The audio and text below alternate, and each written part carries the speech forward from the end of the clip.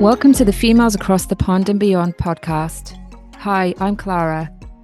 Hi, I'm Angie. We're here to share all things email and beyond. We go through the trials and tribulations of running your own business, being your own boss, and sending your own email marketing. As email marketing experts, we're dedicated to helping small businesses thrive so they can have more freedom in their business. Ready to get started? Let's dive into the episode.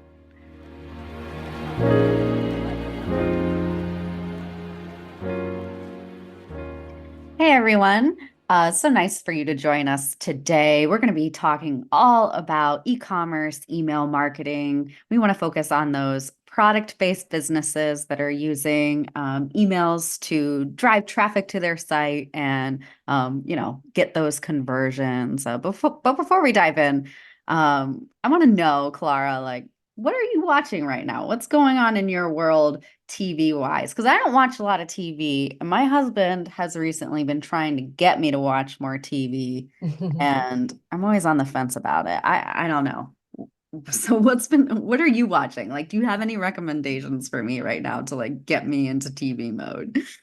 Yeah, I mean, this might put you off TV for life, but I think it's brilliant. I've been watching Baby Reindeer, which is I won't give too much away, but it's Baby about, Reindeer? What is yeah, that on? it's on Netflix.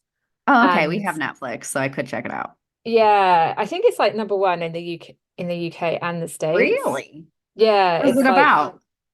I won't give too much away, but it's about, oh gosh, maybe I am giving too much away. It's Is about it about a stalk baby reindeer? kind of. It's about stalking, but it's done in such a way that is like so you will end up wanting to binge watch the whole season. Like it's Oh, so well, we'll good. see. That would be a good test for me because I'm not a big Yeah. binge watcher. It's yeah, it's quite there's some tough topics in it, but it's like really well told and the acting is incredible. So yeah, I highly recommend that. Okay. Um Obviously that's quite intense. So I Okay. don't know. What is your husband recommended you watch? He's watching Fallout right now, which is on Amazon. I have Amazon, but I haven't seen that. I have to check that out. What is it Yeah. about? It's about like kind of a post-apocalyptic world, where like at some point there was a bunch of atomic bombs dropped. And so a bunch of people went underground into these fallout shelters. Oh, And so they've been underground for like about like 200 and something odd years, maybe 276 years, trying to like reproduce and like grow crops underground and, until the radiation levels on the surface of the earth can come back to normal. I guess that's like what they're waiting for.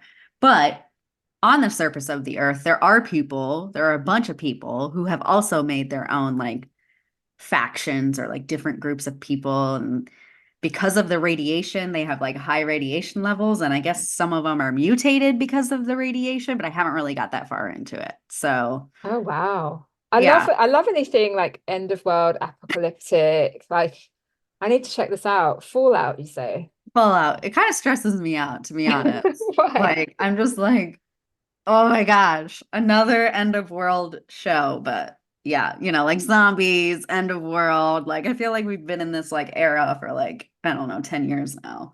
Yeah, I know what you mean, like 28 days later type thing Yeah. where yeah. Yeah.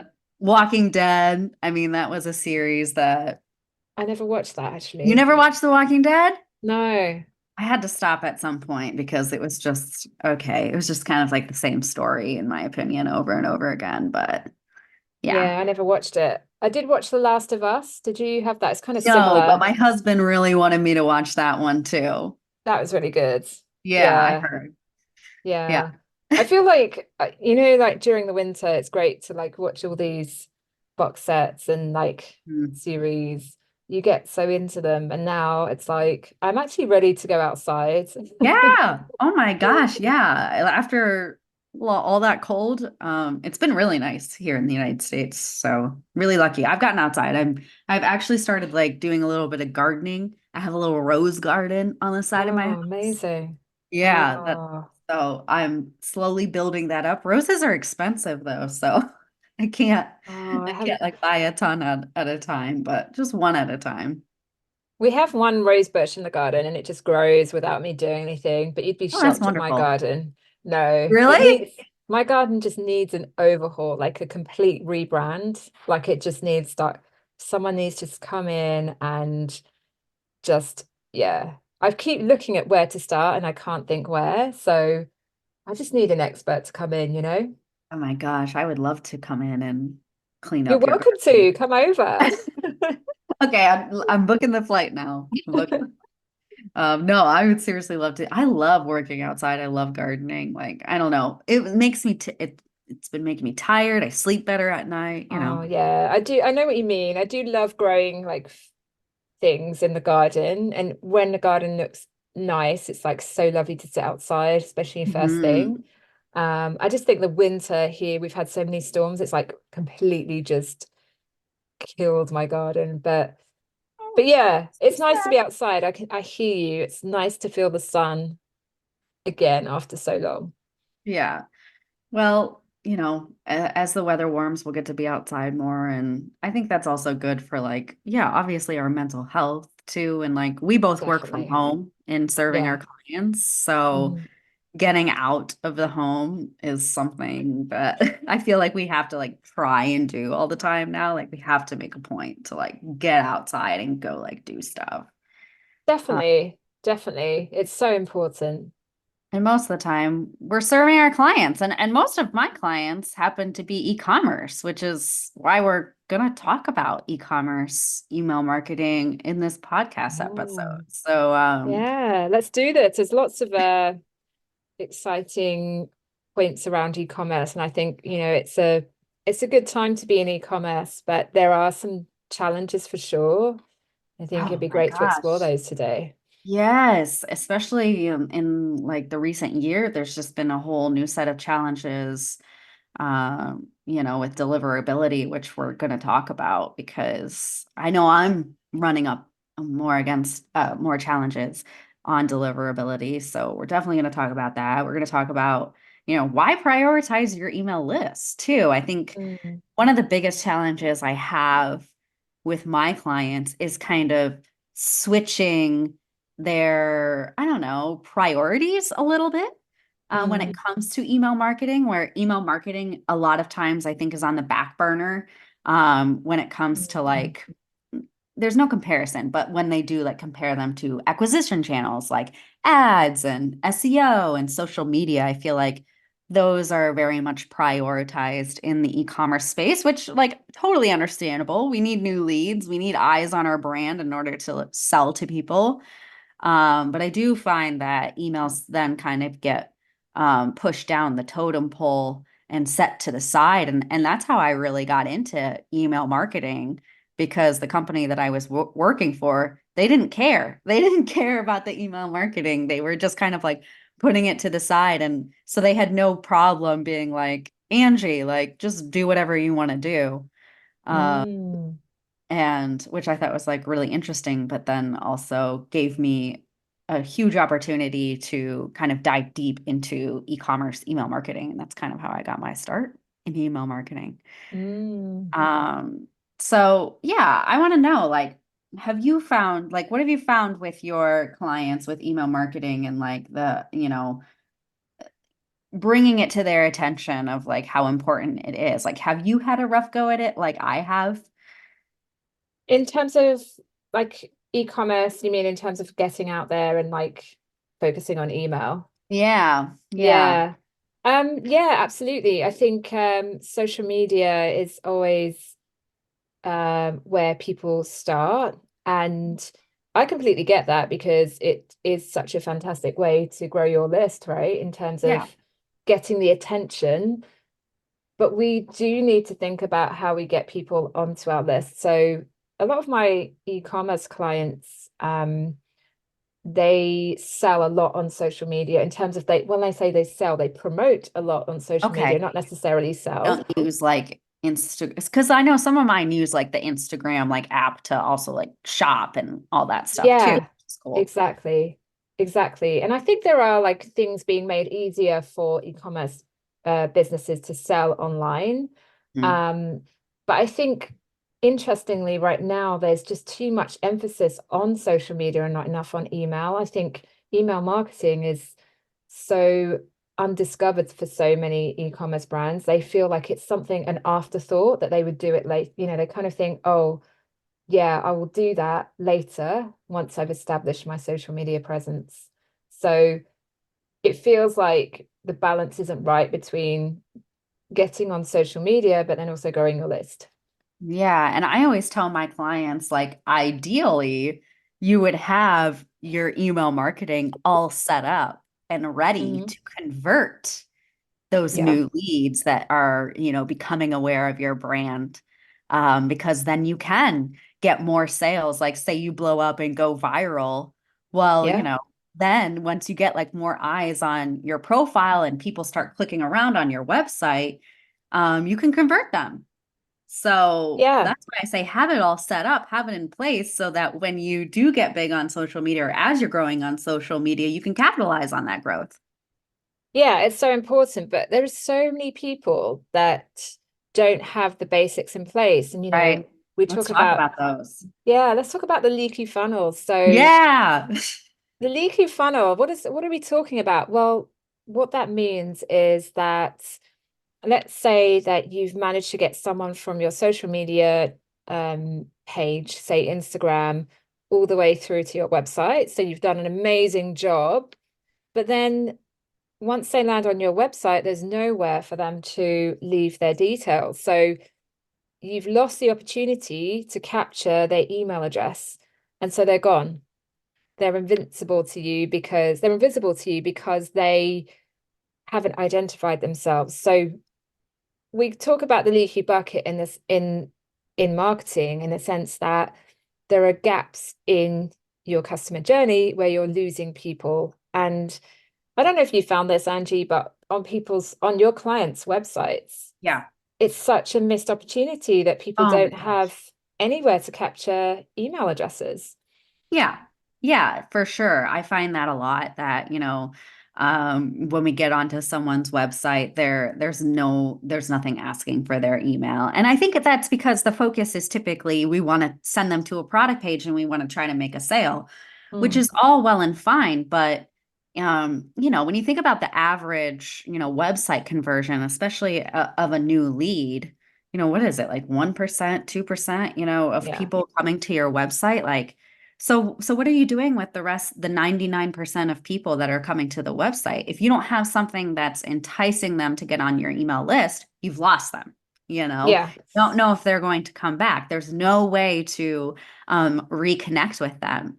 Whereas when you put a pop-up form on a website, giving someone an offer, whether that's a discount or some sort of freebie or free shipping, whatever it is, we find that you can get up to, an average of an 11% conversion on a lead form or a pop-up. So you have a much higher chance of capturing their email address as opposed to getting a sale. And it doesn't mean that, when they enter their email address, that then they're just going to leave your site. Most likely they're going to exit out of that and then they're going to keep browsing your site and then go to your product pages. Mm. So, very rarely do we lose them in that process.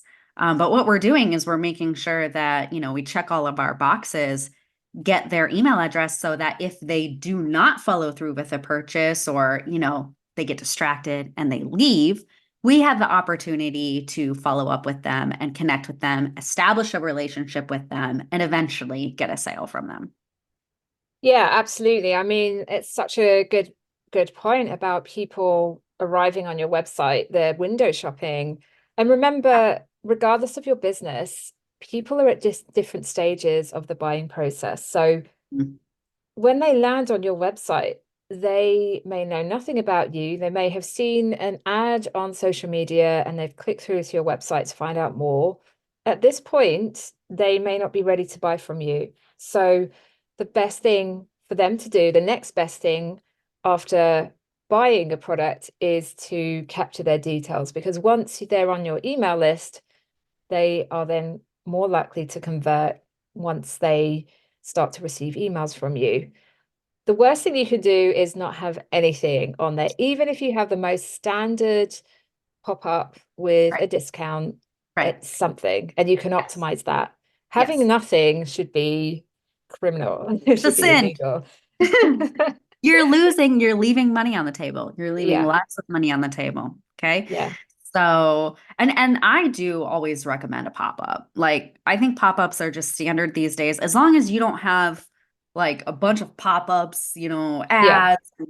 That's when it's really annoying. But I think having one pop-up that's offering something, you always do want to offer something to them in exchange for their email address. You want to have an even exchange. Yeah, So offer them a discount, a promotion, free shipping code, something that would prompt them to enter their email address. yeah. Um, and yeah, or if you don't want to have a pop-up, then I always say like have a banner on the front page of your website that's, I would say, ideally towards the top of your website, because it's so important to get the email address. That's how important it is to me. So have It something is. that's noticeable to sign up and get.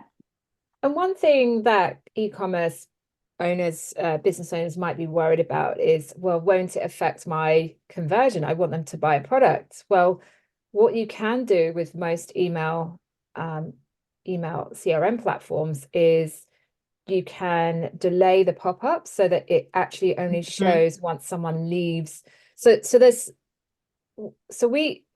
one of the things that is kind of built into a lot of email platforms is that we can see when someone is about to leave the page and click on an X, that's when the pop-up is triggered. So if someone isn't ready to buy from you, that's when we can serve this pop-up so it shows on the page.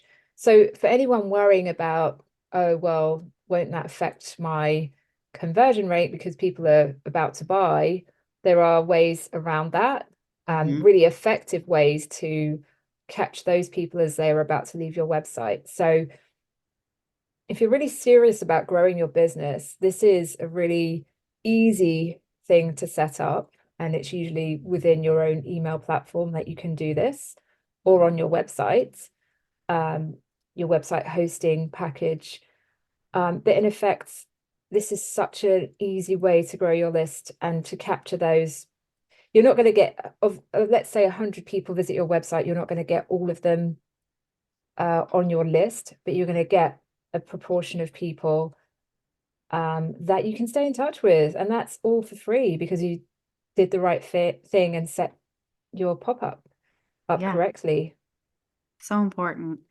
And then the emails that then we send to people, as far as e-commerce goes, once we get them on their list, typically we want them to go through a welcome flow. And a lot of times this welcome flow, at least in my e-commerce, for my e-commerce clients, the welcome flow is typically one of the highest profit flows for us. But typically because we're offering a discount, right? Like a, Yeah. 15% discount or a free shipping code or whatever. So then people expect, okay, I get that welcome email and I get that code. And then, people then use it for sure. So that's also something to keep in mind with having, a pop-up or an incentive is for those people that are ready to buy, they're more likely to buy if they have that in hand. And if you right away send them that welcome flow. But kind of like you touched on too, which I think is also really, really important with the emails that we're sending as e-commerce brands, are those nurturing flows that are also, or nurturing emails, sorry, excuse me, that a welcome flow can also do for you as you bring people onto your list, which is indoctrinate people into your brand. Like you said, there's going to be people that this is their first touch with your brand, or they're just getting to know you and your products.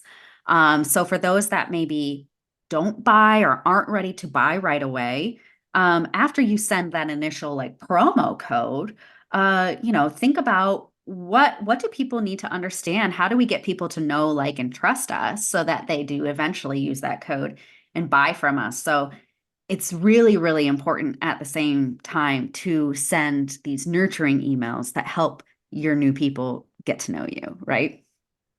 Yeah, absolutely. I worked last year with a vegan fashion brand. And I think with these types of businesses, I love to hear, as a customer of theirs, I love to hear the story behind why they've Yeah. created their business, because Mhm. it's actually really inspiring when you hear Mm, the story.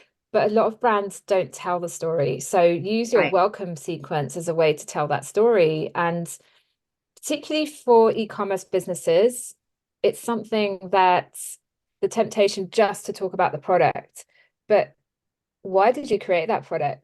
What's the story behind that product?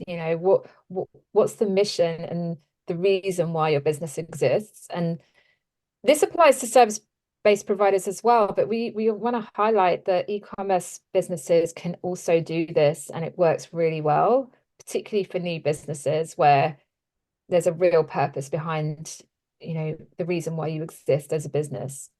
Right. And, we do know too for e-commerce businesses, people are shopping around. People are doing their research more so than ever these days because they can, right? We have TikTok, we have Google, we have all of these resources where we can see customer reviews, where we can really get to know products and decide for ourselves, is this the product for me? Is this what I'm looking for? Is this the brand that I want to buy from? What are their values? What are their mission? People are taking into consideration all of these different angles when it comes to purchasing these days. So you've got to shout to the rooftops. What makes you different, and why buy Mhm. from you? Exactly. And, maybe not focus so much on like just the product itself, but using your brand story, like you said, and using like your unique take on your industry or like the things, that you're passionate about. That is what's going to connect new leads to your brand and your products as opposed to maybe a different one. So it can be really beneficial in the long term for you. Absolutely. And, I was just in terms of then, like, how do we turn that into really compelling content? Well, you know, we talked about your story and we've talked about your mission and the purpose behind your business. Um, but we need to be careful as e-commerce business owners not to go straight into just promotional. We want to Yes. really get that balance right, Mhm.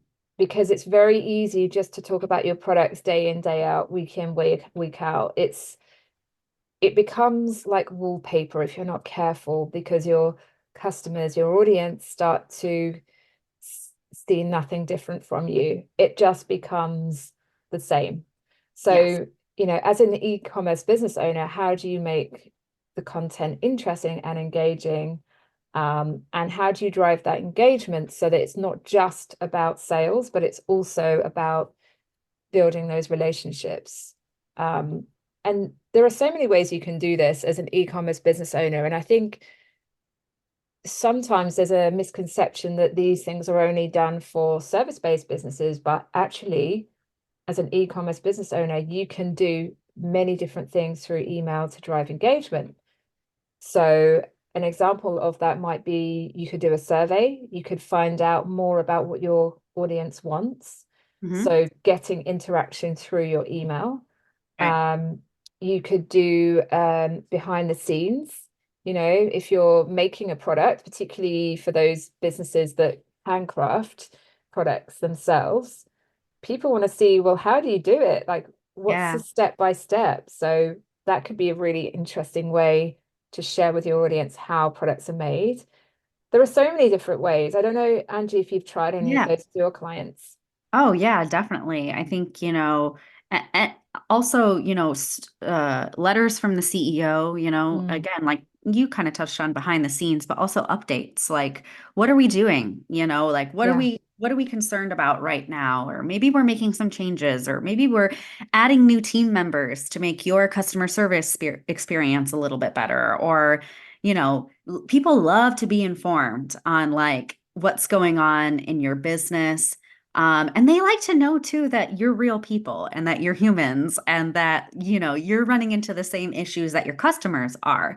That makes them trust you even more too. And, builds that connection that like we're just like you know, but we're running a business and you know, we get your challenges and we understand what you're going through and this is how we can help you. So anything that you can kind of um take in that vein really does well, at least for my e-commerce clients. And I think like some other really good like nurturing content that can be even easier for you is if you are like creating videos or reels or other pieces of content on other platforms, you can Mm. absolute that nurture people and build a relationship with your audience. You can absolutely send emails to your list that say, hey, we made this video on 3 trends that are going on, you know, say your home decor in the home decor industry for 2024, you know, let's check them out. You can absolutely send an email that then sends them to the video that you created in order to, again, build trust and build that connection with your brand. And those are like really easy emails if you've created that content. Blogs, you know, repurposing blogs and sending people back to your website to read the full blog. That's also another easy thing that you can do. Yeah, 100%. And it's even, you might be launching a new product. And again, it's like the updates on Yeah. what's new with you. Like Mhm. one of the things that's important with e-commerce is freshness. And Yeah. particularly when you're launching something new, you want to really shout about it. So if you Uh-huh. work in fashion or if you work in any like beauty or any kind of fast-moving products, you want to talk about what's new. So you might even have an email that's dedicated to just what's new, Oh but it's yeah. also quite nice to know a bit more about the updates from that, from this particular business, because this really drives engagement and it drives sales as well. Oh yeah, absolutely. And what do we know? Engaged less buy, you know. But how do we keep people engaged? We send them different content, you know. We send them helpful content. We send them behind the scenes content. Then maybe we send them a letter. Then maybe we send them, you know. So I think it really also plays into the idea of switching it up, you know, keeping your list a little bit on their toes so that like they see your email come in their inbox and they're like, "Oh, what are they up to now?" You know, like Yeah, I know exactly. that every time I open an email, it's going to be something different. I'm going to get some different information. That's really attractive. Yeah. And it just shows actually that people are following you and people do want to hear from you. And one of the things that this might feel like, if you're listening to this now, it might feel a bit overwhelming in a sense that, oh, wow, there's so much I need to do. And Yeah. actually, a lot of this can be automated. So, not necessarily the seasonal aspects, particularly if you're in fashion, but there are aspects of your business, your email marketing that you can automate. Should we talk more Oh about my that? gosh. Yeah. And yeah, so if you're sending, I mean, we talked a little bit about the welcome flow, right? You Yeah. know, so obviously automating a welcome sequence for people coming onto your list. But there are a few other foundational flows that you can set up to not only touch base with people who are already on your website, but also capitalizes on those one-off email blasts or email sends that you are sending to your list, you know, once a week or whatever it is. Because obviously, when you send people an email and they click, you're going to get a lot of traffic to your website. So Yes. again, we know, you know, we're going to get so many conversions, right? And then there's going to be a ton of people that do go to the website and then they decide, you know, not right now, or they get distracted or whatever it is happen, and then they leave. Well, if you can have a few more flows set up in place, you can then automatically reconnect with those people who were just on your website who were, so we have like the active on site flow, which is just capturing or following up with people who were just on your website. So who did click over to the email compelled them in some way, or, you know, they just randomly came from Google, right? They don't necessarily have to have received an email send, but who were just on your website. So we can follow up with them, right? We can also follow up with people who are browsing products. So that's called like a browse abandonment flow. You could set it up to, you know, send to people who were looking at maybe a specific product, or you can kind of generalize it and send it to anyone who was, browsing any product. It really depends on how specific and personalized you want to set up those emails. But if you're first setting them up, you can just do a generic one. And then there's also like the abandoned cart emails, the abandoned checkout emails. So those are really, really, really hot leads because those people did put those items in the cart and for some reason they didn't follow through with the purchase. And it could be a number of reasons. They didn't have the card on hand. Again, they got distracted, or maybe they were at work and they really shouldn't be buying something and they had a meeting to go to, or something stopped them from buying. And that turns out to be a really great flow because people, were so close to buying. And typically, people just need that little extra nudge. So those are a couple flows that you could just have in place that have higher conversion rates. They have higher conversion rates than just like a one-off email send, right? I think an abandoned cart flow can have like an up to like 7%. I've seen 7% to 10% conversion rate, which is crazy for an abandoned cart flow. And they have high open rates and they have high click rates because they're based on actions that people are taking. Yeah, absolutely. I think if you are a new e-commerce business owner and you're thinking about what to set up and what to automate, we would say actually that these flows, even if you do a welcome series and an abandoned cart flow, you will be in a good place because Those are the highest. Those two yeah, are it. Those are the most important in my opinion. exactly. If you set these up correctly, you will be earning money in your sleep. Now, Yeah. it's important to note that obviously the extent of what you can do depends on the platform that you're on and the integration with your 100%. website. Yes. So, for example, if you're on Klaviyo and Shopify, they work really well together. But it's really important to think, well, actually, what does this actually mean in reality? What does this look like? Well, if you imagine a shop, a physical shop that you own where you're selling products, the email equivalent is someone walking into your store and touching your products, wanting to try on your products, really, signaling that they want to buy, but then they put the product down. Maybe they need to go and get their partner, or they basically haven't decided to purchase at that point. So they've given you signals that they're interested, but they haven't converted. So the email equivalent is basically contacting those people to say, would you still like to buy the product? The reason why it's so effective is because these people have shown intention to buy.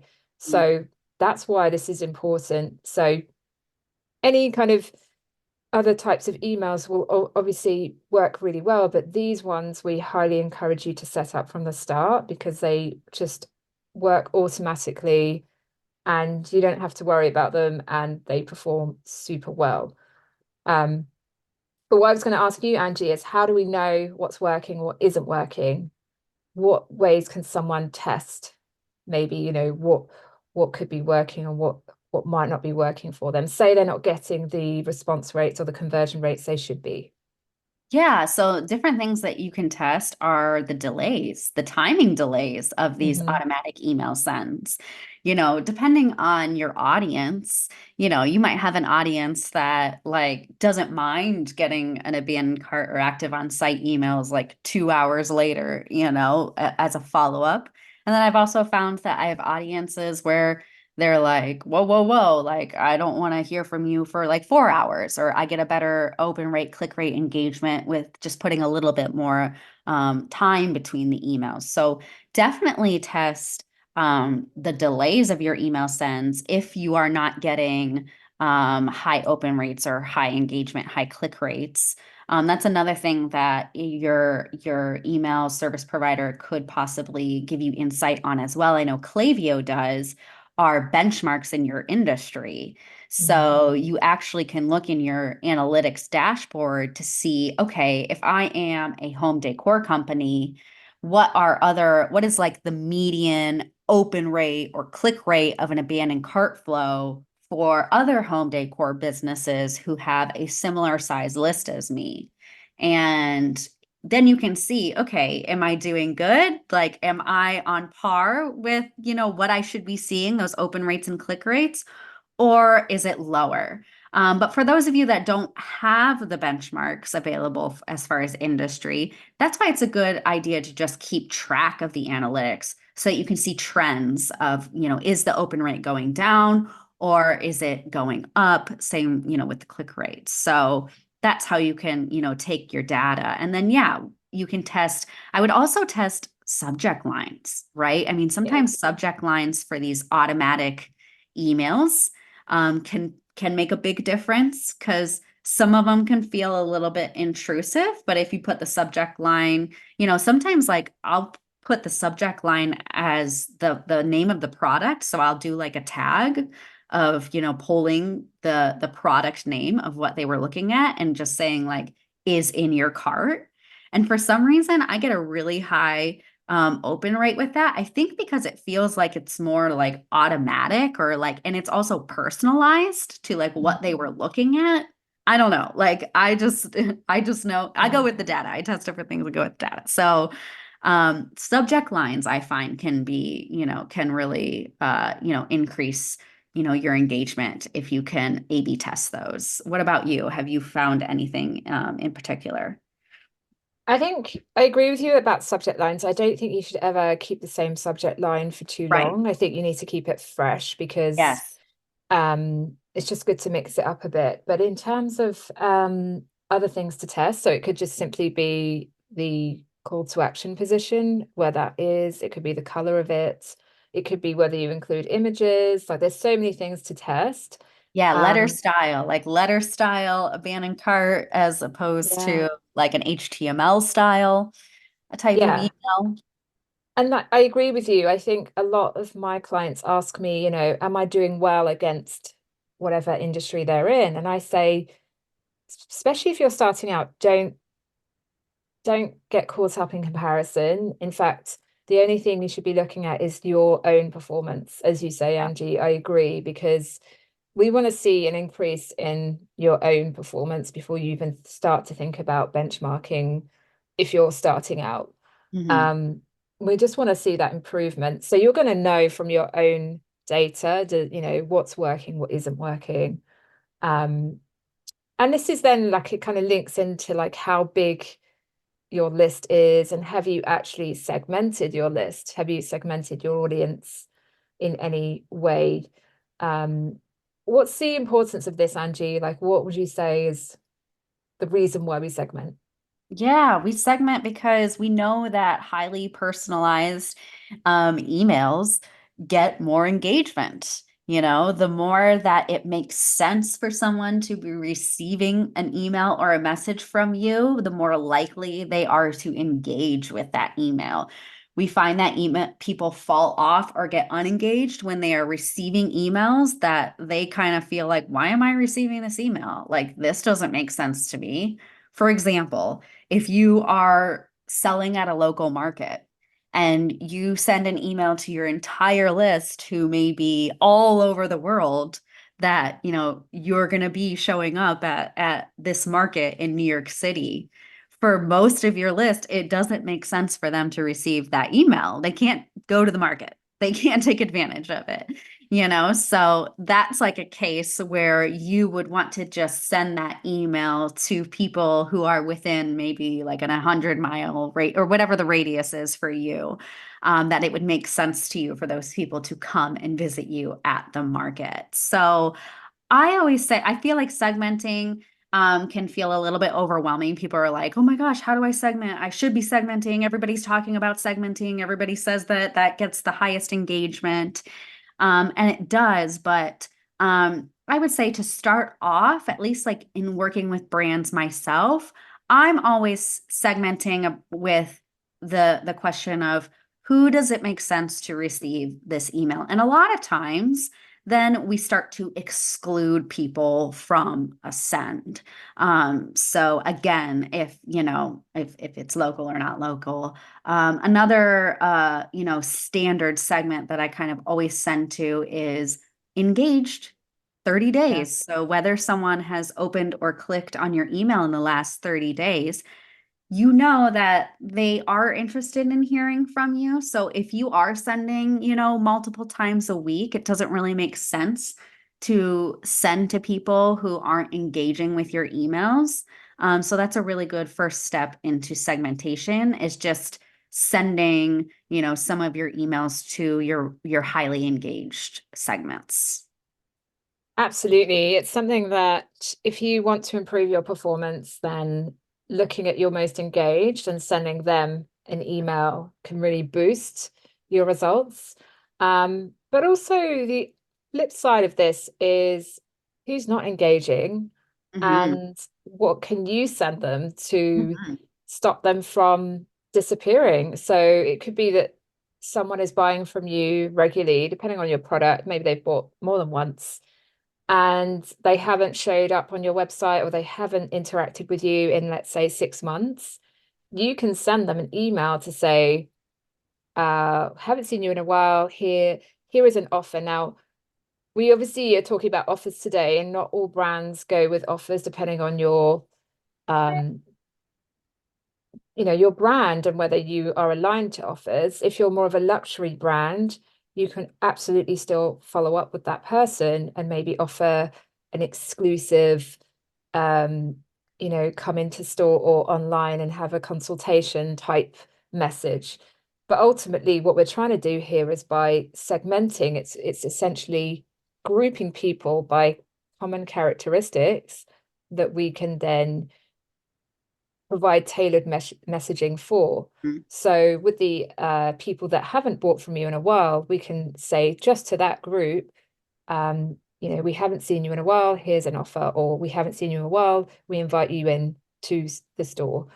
Um, there is so much you can do with segmentation, but again, if you're just starting out, yeah, I mean, we don't want you to get overwhelmed by this. This is more when you've started, to grow your list and you Mhm. are bigger in the sense of you have these different audiences. So in the beginning, if you're literally like 100, 200 people and it's early days for you, I would just send to everyone and just start to see your data and start to see who's engaging.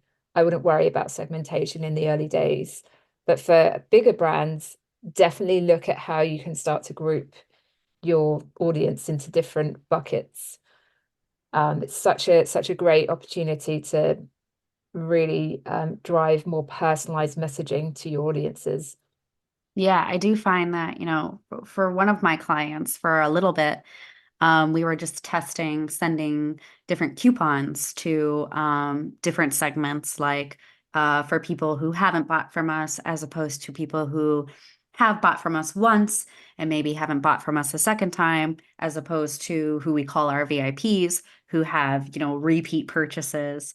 We found that, sending a coupon for like a free shipping for $99, that went over well best with our VIPs.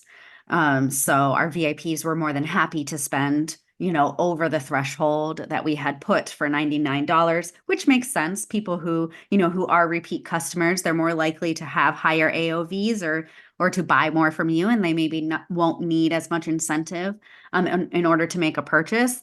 But I think what was also special about those emails is I said specifically, you are getting this email because you are a VIP. You are a repeat customer. And so we want to thank you for your business or, whatever the reason is. And, we want to send you this coupon. So, yeah, you can test, different offers, different promos, different discounts. Say you're trying not to eat into your margins too much. Well, then, and you may know that it's harder to get that first sale. Well, then maybe you just send, that 20% or that little bit higher discount, 30% discount to a small segment of new buyers who, or for people who haven't bought yet, who have been active on your site, who have been engaging with your products. They're giving you signals that they're interested in buying. So you can test, different promotions in order to understand, how do you get people to move through that buyer journey with you? Yeah, 100%. When I used to work in fashion, I managed a loyalty program, and one of the things we did was we segmented our most valued, we call them our most cherished customers, and we invited them into head office to have a whole day with the Oh, that's so founder. cool. Oh my God, they loved it. And one of the prizes we gave away was to have a product named after them, which was Aw, successful. that is so cool. Yeah, so there's so many creative ways that you can engage with your VIPs and with your lapsed and, with all your different audiences. It doesn't have to be offers if that isn't aligned with Right. your brand, Mhm. but offers are highly, highly effective for those where it's something you use as part of your promotional strategy. So lots of different ways to drive loyalty, lots of ways to drive sales. What about, though, how we make sure we're compliant, Angie? Oh my gosh, compliancy. It's like it's the hot topic these days, and rightfully so, because it is something that we need to be focusing on because they out in the ethers, those spam bots are, becoming more and more, I guess, vigilant of spammers, people, trying to scam people, and using marketing emails, in order to do so. So this is where, I feel like it's not, as if you're a business owner running your own email marketing, this is not something that you're going to find a lot of education on, unless like you are, in our industry typically, or you're following one of us or following other email marketers who are shouting this to the rooftops, make sure you're compliant, make sure you're compliant. It can be, something that kind of falls to the wayside again with email marketing. And yet it is so important because there are laws when it comes to email marketing. There are certain things that we need to have in our campaigns in order to stay compliant. We do need to be making sure that we are sending to people who have consented to receive our emails. That is such a big, law. It's a huge, in Europe and Canada. You have to get explicit consent in order to send marketing emails. And if not, if you're not following compliancy or you're not watching deliverability, then not only could you get fined, but you also can, your reputation in the inbox can suffer, and your emails will then can show up in the spam folders and the junk folders, and then your subscribers won't see any of your emails and you will not be able to, sell to them at all. Yeah, and this is something that isn't a nice to have. This is really important that we need to make sure we're doing things properly, and we only ever share best practice tips and tricks here. And this is something that if you're not following these guidelines, like it's really important you do. And in fact, Angie, I think we should do a whole podcast on GDPR Absolutely. and CAN spam, because there's been a lot of attention on big businesses. And so as a small business owner, you might think you're safe, but actually, there's been more attention now to small business owners, and actually it's just so important you follow best practice. So we'll do a whole podcast on this topic, because it's too important to ignore. Right. But I think at the very least, if you're sending, what is it? If you're sending to more than 5,000 contacts a day, you need to be sending from a dedicated sending domain. You need to have SPF records set up, and a DMARC record in place.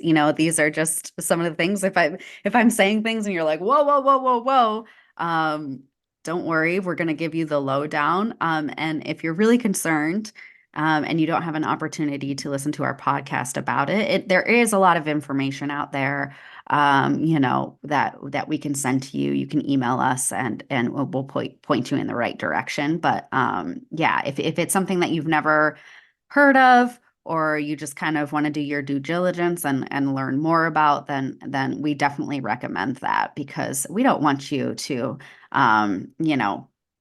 we don't want you to show up in the spam folder. So I'm really looking forward to that. Maybe that should be our next episode, Clara.